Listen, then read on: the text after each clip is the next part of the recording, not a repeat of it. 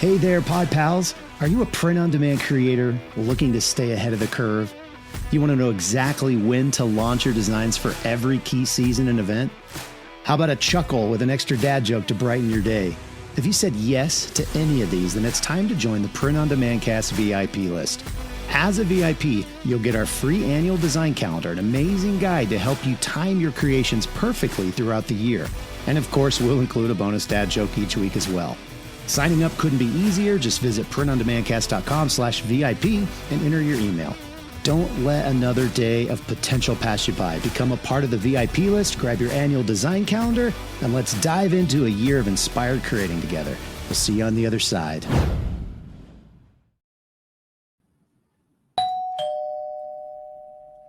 Welcome back to the Print on Demand Cast. On this week's episode, we're going to be talking about self-sabotage and how it affects your business.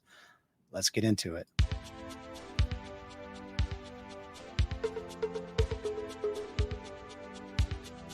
Radical! Welcome to this week's episode of the Print on Demand Cast. Each week, join the gnarly Travis and Josiah as they provide insight into the print-on-demand industry and equip you with the totally tubular tools, advice, and strategies you need to achieve success and hopefully have a few laughs along the way. Now on to this week's Totally Tubular show.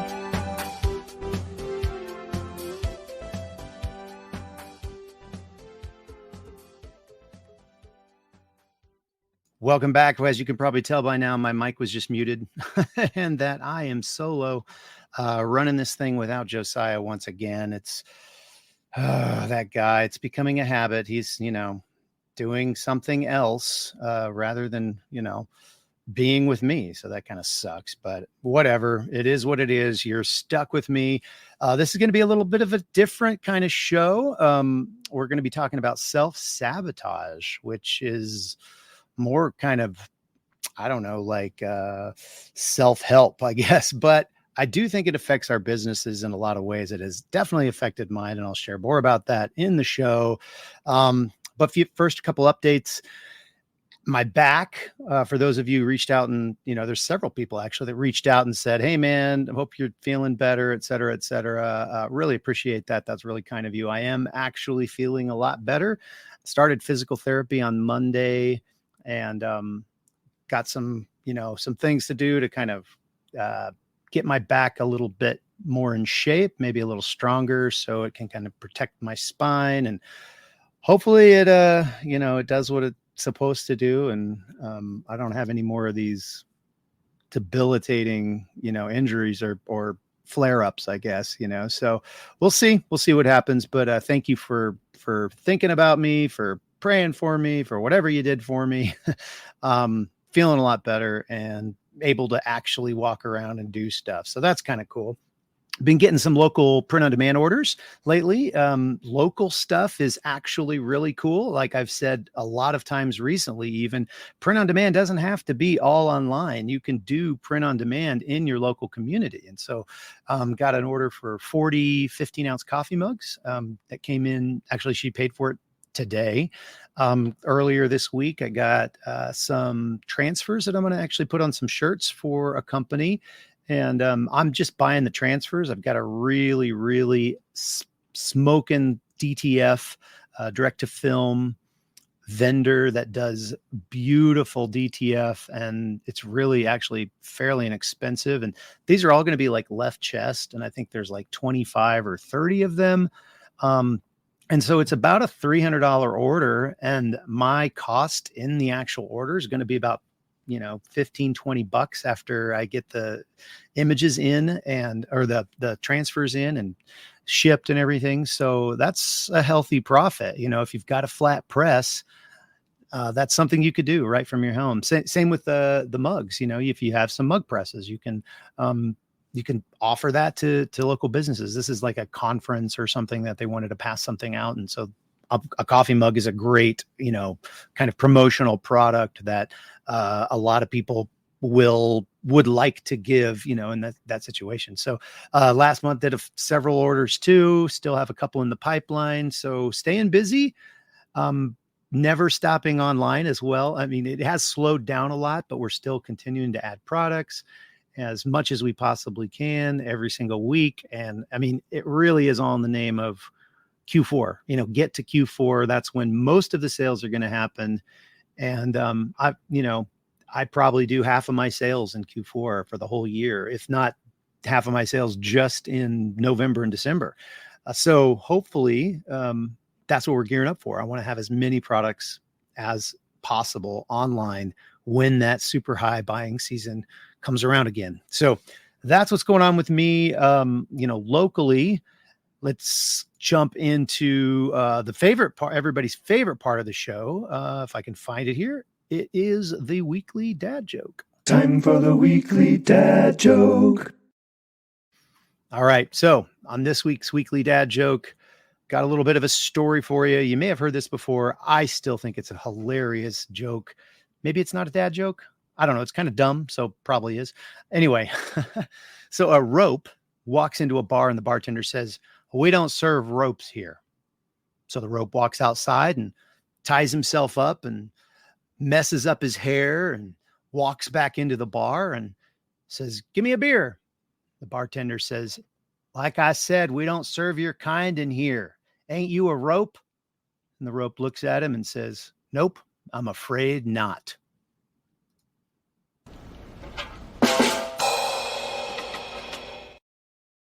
Yeah, you're welcome. I like that one. I think it's hilarious, but that's me. Told that joke for a lot of years and it's awesome. No point of interest this week. So we are just going to be jumping into the main event. Got a lot to say about it, kind of think through. There's going to be a lot of self-reflection this week as we talk about self-sabotage, kind of self-limiting beliefs, being our own worst enemy. I think most of us can probably relate to this in some way, shape, or form. But that's really the topic of this week's main event. So let's get into it.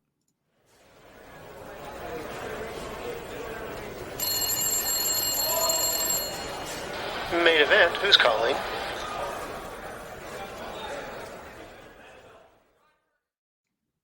All right. So we don't talk a lot about mindset on this podcast. And I mean, we have a few times, we've got a couple shows in the archives that talk specifically to areas of mindset. And obviously we brought it up as a topic of discussion in our regular podcast, but I really feel it's super important. And I'm becoming more aware of how important it is in my business as I continue to grow as a business owner and frankly, as a person. I mean, mindset isn't just important in business. It's important in all of our life. And so these self-sabotaging thoughts and beliefs and things that kind of that inner critic that just runs in our head all the time, it doesn't just affect our business. It really does affect our life, and it affects every area of our lives. And most of the time we're not even conscious of it.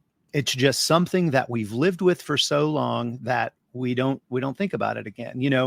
For example, like somebody living by train tracks, they probably don't hear the train tracks quite as often as they actually come through their backyard or whatever. Same thing with, unfortunately, it's probably the same thing with young children. After you've had kids for a while, you probably don't hear them cry quite as much or complain or whatever. It's just kind of something that once we are in an environment for long enough or experience our inner thoughts or experience something, we tend to start being able to tune it out. And it's kind of a defense mechanism, really. It's easier for us to not let things get out of hand. And so we just kind of let them go. And so this episode is hopefully going to highlight some of that and bring some awareness, because I think for me, that's one of the biggest things that I've been learning lately is how much awareness can really help and strengthen and help us grow, as we become whole, and I don't want to use the word better, because I think better, the word itself, I think it lacks what I'm trying to accomplish here. And because I think better evokes like a comparison model. I'm better today than I was yesterday. And I mean, in a way, that's the goal. But I think more accurately, I was going to save this to the end, but I'm going to say it now, and I'll probably say it at the end again. My spiritual director, he's a great friend, and he's just a really, really good dude. He's got a lot of wisdom. And one of the things that he always says to me, he says, we are always learning, practicing, and becoming. And to me, this whole mindset idea or becoming aware of these things is part of that learning, so that we can then practice to become whatever that thing is that we want to become. And it never ends. We're never actually arriving. It's becoming. And so I love that. I just absolutely love that. I'm going to say it again. We are always learning, practicing, and becoming. And I think that's such a good framework from which to listen to what I'm about to share with you. And hopefully this will help you learn some stuff so that you can start practicing some things and becoming more aware of these self-limiting beliefs and these sabotaging thoughts that really do affect multiple areas in our life. So let me start by asking you a few questions, and just take a minute and think through these. So the first one is, how frequently do you dwell on previous mistakes or missed opportunities or poor choices, things that have happened in the past? How frequently do you dwell on those?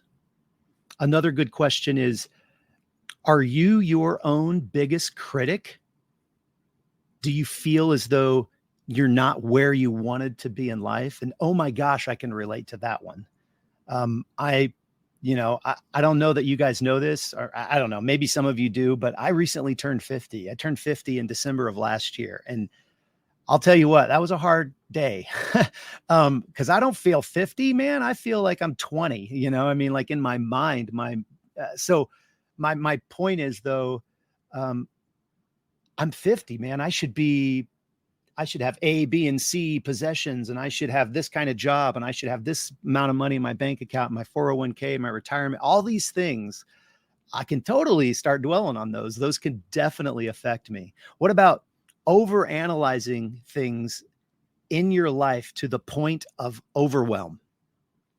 So you're constantly thinking about all of the different things, not only that you have to do, but that you've already done, and that the things that you have to do are going to require you to do the next set of things. Once you finish this thing, it means, well, now, once I finish making these 40 mugs, that means I have to box them. That means I have to, call the person or text them or, and let them know that they're ready. And then I have to get another job, another order or something. So over analyzing all of these things in your life to the point of overwhelm, I think that's an easy one to self-identify with.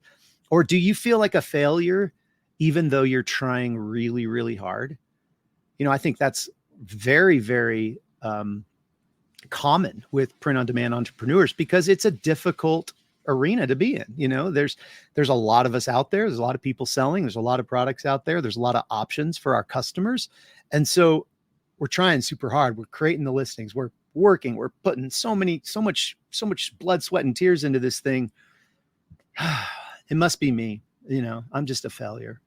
I can't do anything right. I mean, all of those types of thoughts are what we're talking about. I can totally relate to these questions, and I'm guessing you can too, in a way, or at least one of them. And like I mentioned earlier about having a spiritual director, I'm actually kind of in the middle of a journey to be more aware of these thoughts and these this negative self-talk, this internal dialogue that happens that I've kind of tuned out like the train in the backyard of the house. And I've been going on this journey to learn more about that, to become more aware so that I can start practicing healthier habits and healthier ways of dealing with that, so I can become, so I'm seeing a therapist right now. Like I said, I have a spiritual director. I'm attempting to put these more practices in my life, slowing down, stopping, taking a minute to become more aware of these patterns and not let them just automatically operate in the back of my mind. Your mind, these thoughts could be thought of as like an operating system, and they're just automatically always going. And our thoughts are what actually determines our behavior. And you find that in any therapy session you go to, or any psychologist worth their weight in salt is gonna agree with that, because everything begins with a thought. And so if our thoughts are negative, then potentially our behaviors or our outcomes, our actions can also be negative. So if we can grab the thought, before it becomes an action, we can change that action. So that's kind of where I'm at. And it's honestly the reason I wanted to talk about this on the podcast. Plus Josiah's not here. And I was like, well, too bad, buddy. I get to decide the topic. So that's why we're talking about it. You see, we often hold ourselves back from reaching our full potential without even realizing it. And in order to stop self-sabotaging ourselves with these thoughts and eventually then our behaviors or actions, we need to first identify them. We need to identify and understand these thoughts, these behavior patterns. And there's a ton of factors to contribute this. And they're different for each person. You may not deal with anxiety, but you may deal with procrastination. You may not deal with, you see what I mean? So everybody's kind of different. And the thing that I'm learning, one of the things I'm learning is that a lot of the times these limiting beliefs can be traced back to like early childhood. And that's why, I'm not trying to be your therapist here. And in no way am I trying to be your therapist. I'm trying to make you aware of some of these potential self-limiting beliefs, these self-sabotaging beliefs, these inner voices that don't have your best interest in mind, so that perhaps you can deal with this stuff. You can be more aware, and then you can potentially find things that work for you that you can put into practice, so we can get out of this kind of cycle of self-destructive thoughts and behaviors, even because, again, behaviors come from our thoughts. And so when we act those out, they can not only hurt us, they can not only hurt our business, they can hurt the people around us as well, and not let us reach our full potential as business owners and just as humans, So again, not here to be your therapist. These are just some ponderings and thoughts that I've been having and ways in which I'm kind of dealing with this in my own life. And I thought it was applicable enough that I would share it with you guys. So as I talk about these unhealthy habits that we're about to talk about, think about the way they might affect your business and your life, but specifically your business in a negative way. Okay, so here's a list of a few, it's not exhaustive by any means, unhealthy habits that we engage in. The first one, perfectionism. Guilty as charged. This might show up, and it has shown up a lot for me in my business, as spending too much time on one specific task. I'm sometimes when I want to put such a good foot forward and make sure that I get the sale, that I spend so much time on the design or the mock-up or whatever, and I'm like changing it and changing it and changing it and changing it, as opposed to just getting a minimal viable product. They call that an MVP in the business world. Just getting an MVP out into the marketplace and moving on to the next one, so I can continue, so I can get more potential products out there. I can come back as a specific task and maybe change some of those things. I can update the descriptions and the bullets, and I can even change the mock-ups if I want. But in order to test it, it can't be sitting on my hard drive. It has to be out there in the world, so someone can actually see it and potentially give me a response by buying it or not buying it. And that's how they vote. And that's how I know what is a good product and what's a not so good product. So perfectionism is definitely a habit that can be unhealthy and can affect your business. I know it has mine. All right, next one. Excuse me. Harsh self-criticism and self-judgment. Now, we alluded to this kind of in those opening few questions that I asked. And I think in ways we probably all have some of that. And again, I think a lot of it goes back to how we were raised, our environment, because we as humans, we are trained not only socially, but even internally. We have entire like systems in our brain that are wired to keep us safe, and so when those things are potentially threatened, we retreat back into what is safe and what is known. And when we retreat back into what is safe and what is known, we don't grow. We don't take that challenge. We don't plunge. We don't go to the next step. Last week we did an episode on virtual assistants, and some of you may have hired your first virtual assistant, but there's a lot of you that were like, yeah, I'm not doing that. And you gave yourself reasons. You said, well, it's going to cost too much. It's not what I need to do right now in my business. I need to focus on this other thing. And some of these, some of the reasons that you decided to not get a virtual assistant are legit. And even, but also I will also say that some of those reasons are just your brain protecting you from doing something that's outside of your comfort zone, because that's how you stay safe. And your brain is programmed to help you stay safe. And so if it can use criticizing thoughts at you, self-criticism and things like that, your inner dialogue can keep you safe by kind of putting you in your place, it's absolutely going to do that. And how does that affect your business? Well, you don't move forward. For one, you don't take risks. And if you beat yourself up enough, it can really affect your motivation, so you don't even want to, go create that new listing because it's not going to sell. My art skills just suck and nobody likes my stuff. And so I'm just not going to do anything. So it can really affect your motivation. So that's another unhealthy habit that you may be able to identify with. Another unhealthy habit, and this one, geez, I totally relate to this, is imposter syndrome.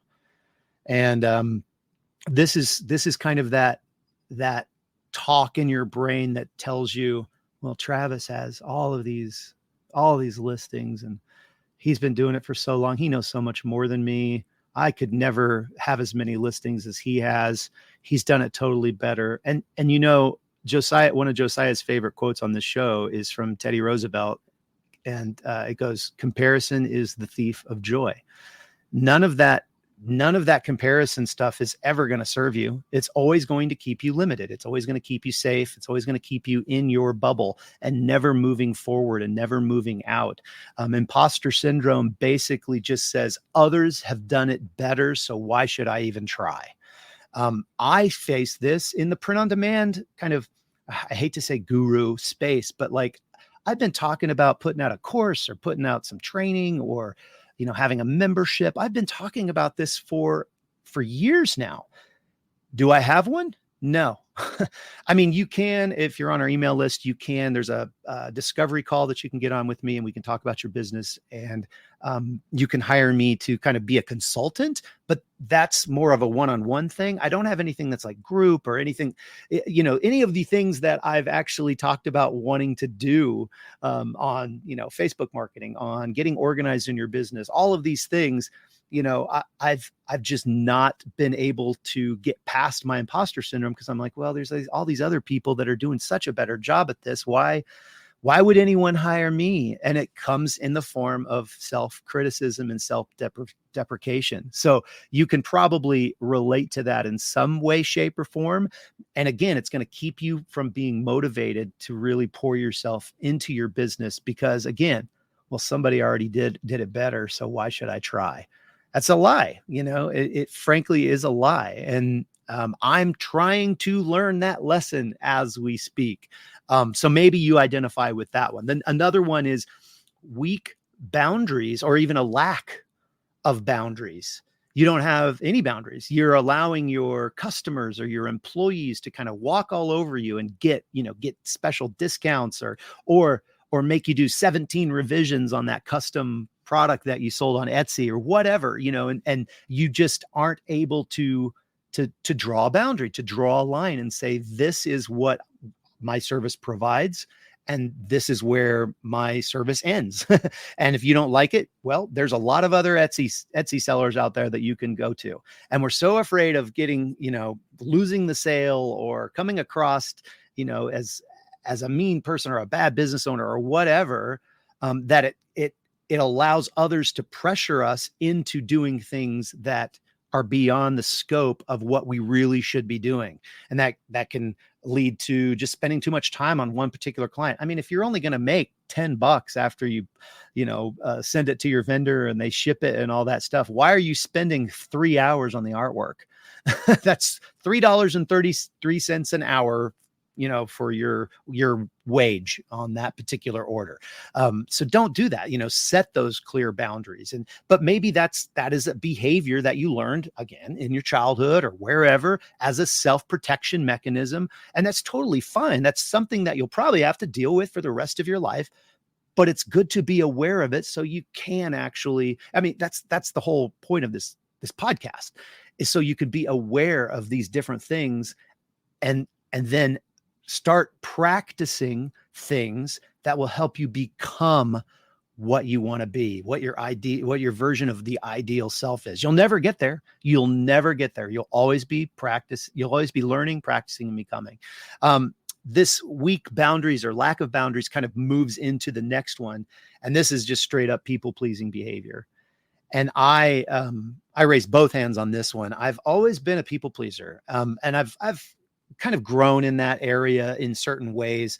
I always want people to think the best of me. And that may very well be contributing to my lack of putting myself out there with a membership or a course or, more training materials, because I fear what the public en masse might say about me. They may criticize me. And so I think that there's some of that mixed in with the imposter syndrome.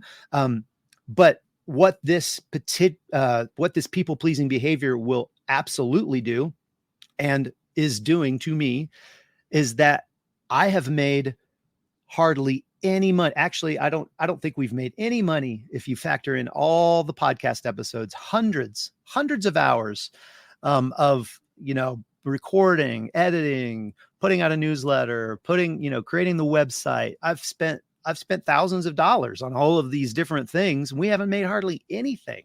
So what that people-pleasing behavior will ultimately lead you to, particularly in business, is just making less than you're actually worth. I honestly, if I think logically about it, I feel like I have a lot to offer print-on-demand business owners and business owners in general, but specifically print-on-demand business owners, because I've been doing it for so long, and Amazon sellers and Walmart sellers. I have a whole bunch of knowledge that I can share and I can guide and I can lead people into, but I'm not making what I'm worth by putting out a free podcast every week. And it's fine. I enjoy the podcast. I love doing this. But I'd like for it to lead somewhere. But because I have this people-pleasing behavior, what will they think of me if I start charging for things? It causes me to make less than what I'm worth. And maybe you can relate to that. The next one is alcohol and substance use. This is definitely an unhealthy behavior. And it doesn't necessarily, I would say that this really affects every area of our life. And I'm not saying, it's not okay. You obviously know your limitations when it comes to, having a glass of wine with your steak or whatever, or having a beer at the end of the day. I'm talking about using it and potentially even abusing it. And for a long time, I've done that. We used to talk about, having a beer on the show all the time, and I couldn't do a podcast without a beer, and recently I've allowed myself to become aware of that tendency to overindulge in some of those things. And I think what that can't, and so I've backed off. In fact, I haven't had a drink in, 2 months now. And, will that last for the rest of my life? I don't know. I'm always learning, practicing, and becoming. So I'm practicing not drinking right now to see what that'll do. How will that make me become? What will that become in the future? Maybe I'll never have a drop of alcohol for the rest of my life. I don't know. That's not, I don't have to worry about that. For right now, though, I'm practicing that. What that can do to you and what it did for me was a potential lack of motivation. And then, of course, there's like a ton of negative health effects. Since I stopped drinking like 2 months ago, I'm down 15 pounds, I think 16 as of this morning. So, and yes, I am keeping track of it because I do have some more way to go. I'm doing more with my family. I'm spending more time with my wife and engaging with her more. So there's an emotional component that I can't quite wrap my head around necessarily, but I know it's definitely positive for me in a health way. And so therefore it gives me more motivation to do things in my business, because I have the energy for it. I'm not either hungover or just feeling like crap, So those things can definitely, those things, when you abuse them, can definitely have a negative effect on your business. And the last one I'm going to talk about on today is procrastination. You thought you were going to get away with it, didn't you? Thought you were going to get through the whole list and I wasn't going to mention procrastination. Too bad.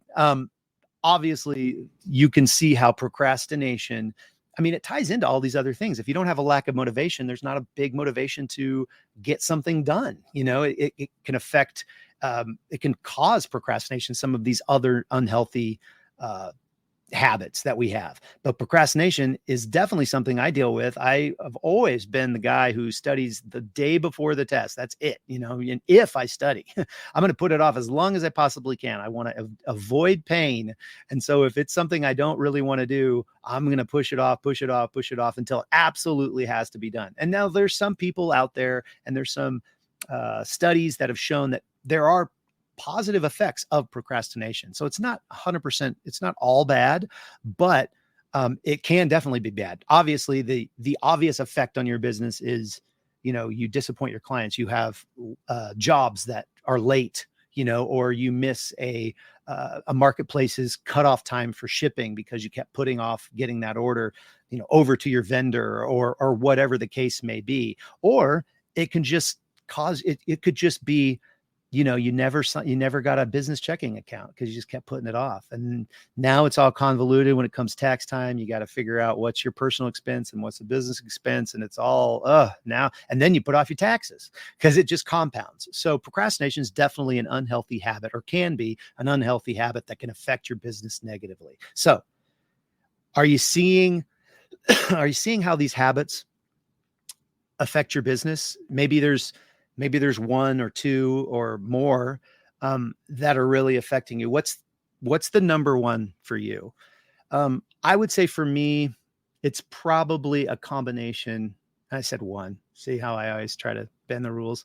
I think it's probably imposter syndrome, at least as far as the print on demand cast goes. And then other than that, there's probably some harsh self-criticism that goes along with the imposter syndrome, that goes along with the people-pleasing behavior, that goes along with the procrastination.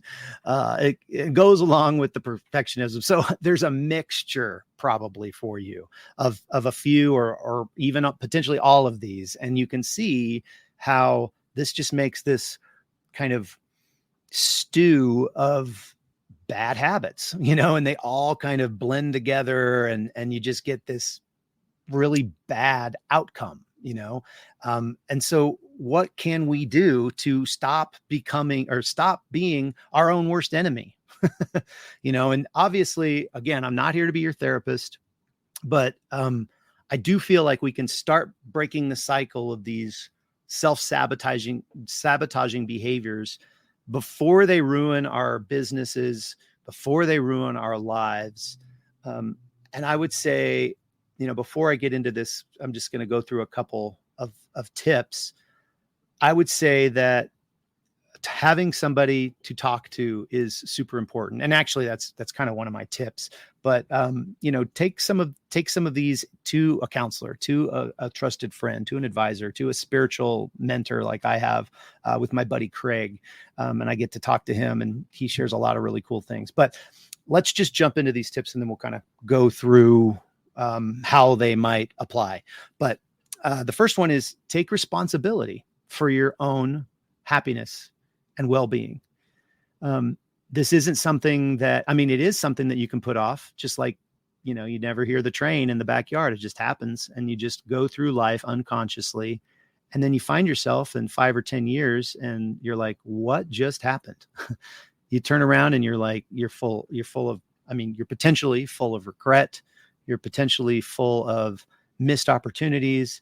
You're not as far along potentially in your business as you'd hoped because of all these different self-sabotaging thoughts and beliefs that have created actions that actually harm you and your friends. Your happiness begins with you. So instead of fearing failure and staying in that safe place, it's time to recognize that making mistakes is actually essential to your development, to your personal growth, to your business growth. Your mistakes are what actually form you.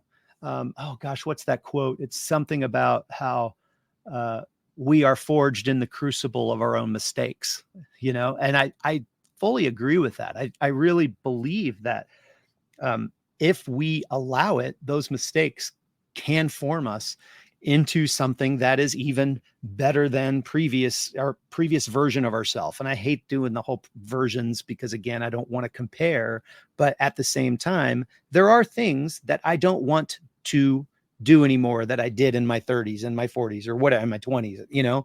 I want to understand and become aware of those things and grow as a result of those. So don't hesitate to just jump out of your comfort zone. Go back and re-listen to the VA episode last week and go hire a VA. I don't know. There's something in your business that you are allowing yourself to stay in a protected place and not do. And that's okay. Like, that's always going to be the case. You're always going to be tempted to do those things, to stay safe. That's a normal, that means you're human. The challenge here is, and accepting that you are responsible for your own happiness, is that happiness and growth and all of those things that we desire, when we think about them logically, they happen outside of our comfort zone. And so going outside of our comfort zone is always going to be a good place. Will you succeed 100% of the time? Of course not. You're going to fail. Again, failure can be a good thing for you because you're going to learn what not to do. You're going to learn from those mistakes. You're going to have wisdom in your business and in your life and in your relationships. That's a good thing. So don't despise that. Actually go try to find those things that you can make mistakes in because you'll get better at it. That sounds a little bit masochistic, but anyway, the second one here, learn to let go.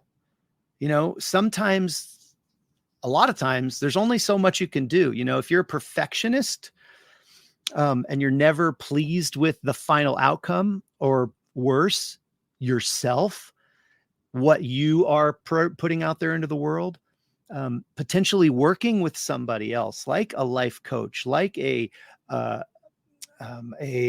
spiritual director, a therapist. They can help you set boundaries for yourself so you don't get taken advantage of. They can also help you learn to accept these kind of weird little proclivities about ourselves that have been the source of self-deprecation and bad self-talk and, self-sabotage that becomes self-sabotage if left unchecked. And so talking to somebody is going to be a huge thing. Learning to accept yourself and let go of those things that you can't control. If you've ever heard the Serenity Prayer, made very popular by Alcoholics Anonymous, it's basically saying, Lord, give me the grace or give me the strength to accept the things I can't change.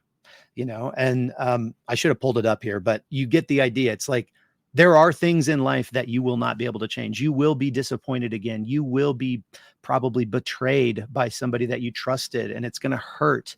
And you're going to have to, I have multiple stories of like tens of thousands of dollars of receivables that my business never received because I trusted.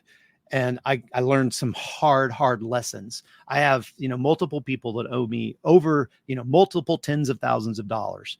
And some of that is because of my lack of boundaries. Some of that is because of my people-pleasing nature, and I've had to learn through those mistakes. But I've also had to let go and forgive myself, and move forward in my business and in my life. Because those things, holding on to those things, just never, it doesn't produce any good fruit, in the end. The third thing here, and I really think this one's important, and this might sound counterintuitive, but you need to begin to acknowledge your inner critic and what it actually wants. So one of the first things you need to do to stop being your own worst enemy is to recognize and even embrace this inner critic. It's part of you and it'll never go away. It comes back to that awareness that I talked about. Being aware is your first line of defense because you can identify that part of you that is, trying to drag you down, or it's not trying to drag you down. It's trying to keep you safe. That's its job. It's trying to keep you in your bubble, not risking, and safe. And so recognizing when those thoughts come up, and the tricks that your mind plays on you to convince you of something that is not necessarily true, it can change so much about you. It can change your perceptions of yourself, of your business, of events, people, relationships, all for the better, and it can make you feel more confident when you understand that, oh yeah, that's a part of me. Yep. I knew I was going to doubt that I could do this. I knew it. Yep. There it is. Okay. And you acknowledge it, and then it loses its power. It loses its power over you because you understand what it's trying to do and you're okay with it. It's part of you. That's all right. It's very, very, I don't know. To me, that's like huge in this whole journey that I'm on, really. The next thing, this might not be for all of you, but it might be for some of you. Learn when you need to take a break. Understand that taking care of your needs is not selfish. It's actually really beneficial. And if you were given a life to, potentially, if you come back to, I'm a Christian, obviously. So if I was given a life by God to bless others, like he wanted me to become the most me I could be because I'm the only me in the world. And I'm the only me that can have the effect on the world that there's no one else that can have the effect on the world that I can. So I'm actually a gift. And so taking care of my needs is like harnessing the gifts and the gift that I am. That's actually really good because it actually helps other people. It'll help your business. It'll help all of these things. So taking care of your needs isn't a bad thing. It's not selfish. It's actually really selfless. And so it really is the best antidote, if you will, to being your own worst enemy, to becoming these things that you don't want to become. Focusing on your mental, your emotional, your physical, even your spiritual needs, it's essential. And that's why I keep telling you, talk to somebody, stop multitasking until your hands bleed. Learn how to manage your time. Start using a calendar, actually go by the calendar and don't try to get other things done that just aren't in that little section. Make time for fun things. Put those things on your calendar. A date night, go to a concert, go skiing or on a hike, or there's all kinds of different things. Put them on your calendar and make sure that you're taking the time to not only just work in your business and maybe on your job and in your family and always putting out there for other people and other projects. Take some time for yourself. Again, it's not selfish. It's actually beneficial to those around you, and will serve them as well as you and as well as your business. Okay. And then the last one that I think I've kind of alluded to this whole time is accept help. There's I still think it's sometimes hard to accept help, particularly for strong males. We don't want to seem weak. Strong women too, I'm sure. I'm not a woman, so I can't relate, but we don't want to seem weak. We want to figure this out on ourselves. We're like, all right, I listened to Travis's podcast. I know what to do. And now I'm going to do it. Well, I think that that's probably a bad idea. Don't try to go on this journey alone. as humans, we are built for community. And frankly, that's where most of our healing and growth will come from. It's not going to be from internal willpower. It's going to be in community. It's going to be talking with that friend, with that therapist, with that spiritual director, with your spouse or your, girlfriend or boyfriend or loved one or whoever. It's going to be sharing your struggles. It's going to be letting people into that, be able to speak into that. And there's a catharsis that just happens when you share things like that is healthy. It's good to get things off of your chest. So don't try to go this alone. Taking on more than you can handle can manifest in all kinds of negative health benefits or health not benefits. And ultimately, you'll crash and burn. I mean, you will hit a wall. You cannot do this all on your own. We are, as humans, meant to live in community and have places where we can let these things out. So, man, this is a weird episode. I'm having a blast, though. I really love talking about this. And I hope this has, been beneficial to you. But wrapping up, I just want to kind of wrap up with what Craig, my spiritual director, once again, he said, we're always learning, practicing, and becoming. And this perspective really, it frees me in a way from self-sabotaging thought that I have to get all this right. I don't have to get it all right because I'm just practicing, like the pro basketball player. Does he make all the shots? No, but they continue to practice. So their shot percentage gets better over time. They practice so that they can become, and it started with a thought. It's like, I want to be good at basketball. Well, what am I going to do then? Well, then I'm going to practice. And what is that going to do? Well, that's going to make me become better at basketball. And so instead of having to get it right and having to hit 100% of those shots or beating myself up when I don't, I can practice these disciplines of, I don't even like calling them disciplines.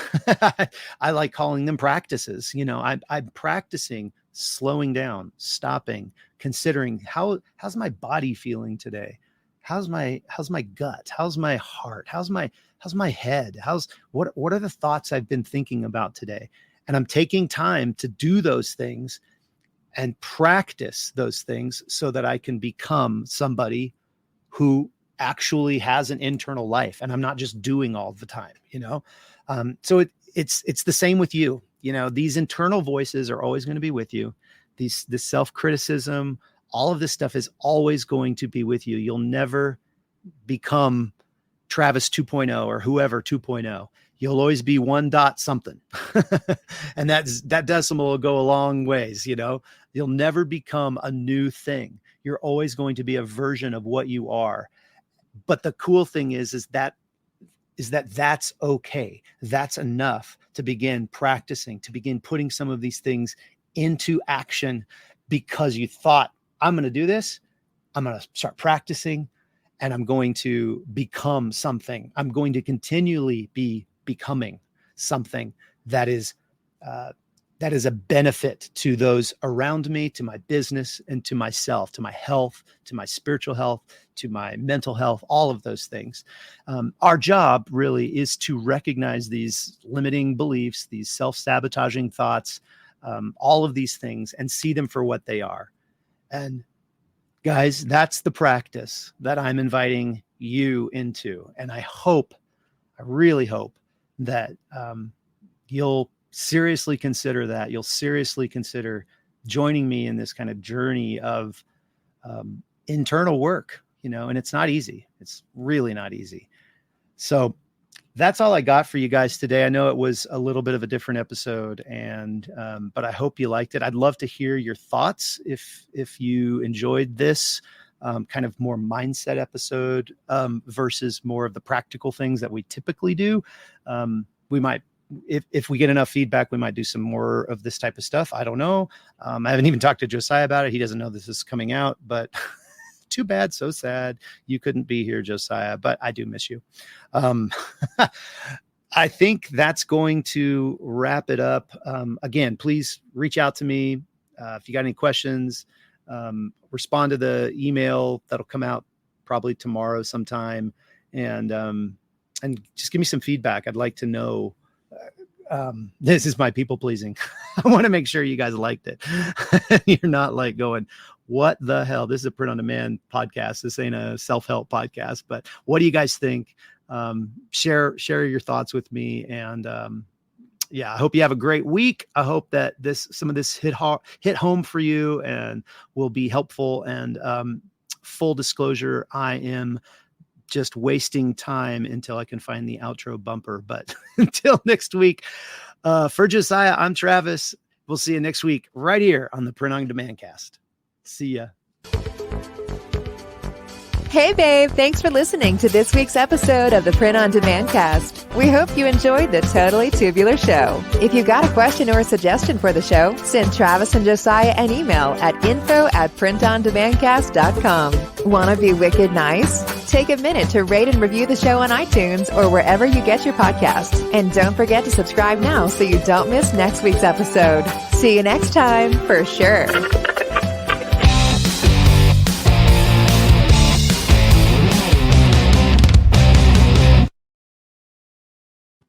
In a world where businesses everywhere are trying to make print-on-demand sales, one podcast goes above and beyond every week to bring the most POD-specific information there is, all to help save the day, every day.